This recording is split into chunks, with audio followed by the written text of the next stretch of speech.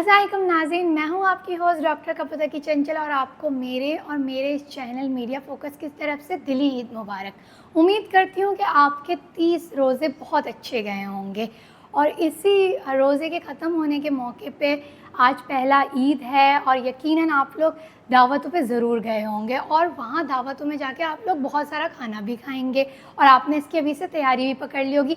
लेकिन इसी ईद के मौके में मैं आपसे एक छोटी सी बात शेयर करना चाहूँगी। वो छोटी सी बात ये है कि 30 रोज़े के अंदर जो होता है वो आपका जिस्म आदत बना लेता है कि वो रोज़े रखे और रोज़े के दौरान आप एक मखसूस वक़्त के लिए भूखे भी रहते हैं, तो आपका जिस्म होता है वो इसी का आदी हो चुका होता है। आप लोग दावतों में जाते हैं, कोरमा, पुलाव, बिरयानी और पता नहीं कौन-कौन सी नई-नई तरीके की खाने खाने लग जाते हैं, जिससे होता क्या है, आपका जिस्म जो होता है ना, वो इसका आदी नहीं होता और आदी ना होने की वजह से आप बहुत सारी बीमारियों में मुब्तला हो सकते हैं।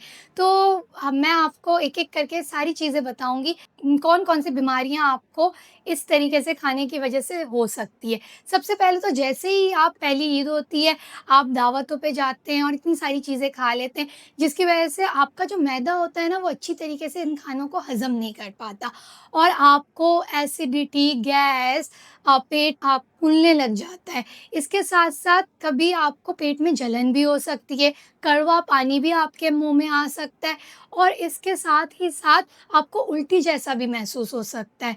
इसके साथ क्योंकि आपने 30 रमज़ान में रोज़े रखे होते हैं, आपके खाने के अंदर इतनी ज़्यादा फाइबर वाली डाइट नहीं होती, आप सब्ज़ियाँ इतनी ज़्यादा नहीं खाते रमज़ान के अंदर, तो अचानक से बहुत ज़्यादा इस तरीके के खाने खा लेने से आपको कब्ज़ भी हो सकता है। उसके साथ-साथ अगर हम बात करते हैं और क्या-क्या चीज़ें हो सकती हैं, तो आपका जो एक मेटाबॉलिज़्म होता है, जो रमज़ान के दौरान थोड़ा स्लो हो चुका होता है। अचानक से अगर आप खाना खा लेते हैं, तो आपका कोलेस्ट्रॉल लेवल अचानक से बढ़ सकता है। आपका क्योंकि आप पहले रोज़े में होते हैं, तो आपका शुगर इतना ज़्यादा नहीं बढ़ा हुआ होता, अचानक से आप इतना सारा खाना खा लेते हैं, आपका शुगर लेवल बढ़ जाता है और आपके वो एक नॉर्मल जिस्म से भी इंसुलिन की मिकदार ज़्यादा आने लगती है। उसके साथ-साथ आपको पित्ते में जो कोलेस्ट्रॉल की पथरी है वो भी हो सकती है। उसके साथ-साथ अगर आप गाय का गोश्त ज़्यादा खा रहे हैं, तो आपका जो यूरिक एसिड लेवल है वो भी अचानक से बढ़ सकता है। इसके साथ-साथ मोटापा आपको अचानक से हो सकता है। आपने 30 दिन रोज़े रखे, आपने अपनी बॉडी को एक अच्छे आदत में डाल लिया है, लेकिन अचानक से आप ओवर ईटिंग जैसे ही करते हैं, तो आपका जो वेट है वो अचानक से गेन होने लगता है।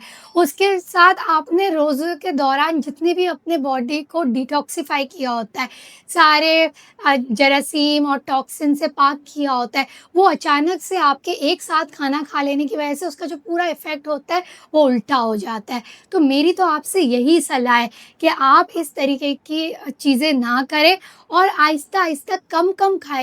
पहले ईद पे आपने थोड़ा-थोड़ा खाना है और आहिस्ता-आहिस्ता थोड़ा खाना बढ़ा के आप अपने रूटीन में आएँ और ज़्यादा से ज़्यादा पानी का इस्तेमाल करें और उसके साथ-साथ सब्ज़ी और फल-फ्रूट का इस्तेमाल ज़्यादा करें। पहले ईद पे बिरयानी, पुलाव, कोरमे से थोड़ा-सा परहेज़ कीजिए, क्योंकि अगर आप ऐसा करेंगे तो हो सकता है आपको कमज़ोरी महसूस हो, आपसे काम ना किया जाए और आप जो इतना एक्टिव होते हैं, ऐसा आप ना हो। तो प्लीज़ मेरे इस मशवरे पे अमल ज़रूर कीजिएगा और आज पहले ईद पे आप इतना ज़्यादा हेवी खाना नहीं कीजिएगा। दावतें होती हैं, सबके यहाँ होती है, थोड़ा बहुत खाना चल जाता है, लेकिन ये जो ओवर ईटिंग आप लोग करते हैं, इससे प्लीज़ गुरेज़ कीजिएगा। तो आज के लिए इतना ही, मेरी तरफ से आप सबको दोबारा ईद मुबारक और मुझे अपने मेज़बान डॉक्टर कपूर की चंचला को आज के लिए इजाज़त दीजिए। दोबारा मिलते हैं इसी चैनल पे एक नए प्रोग्राम के साथ, तब तक के लिए अल्लाह हाफ़िज़।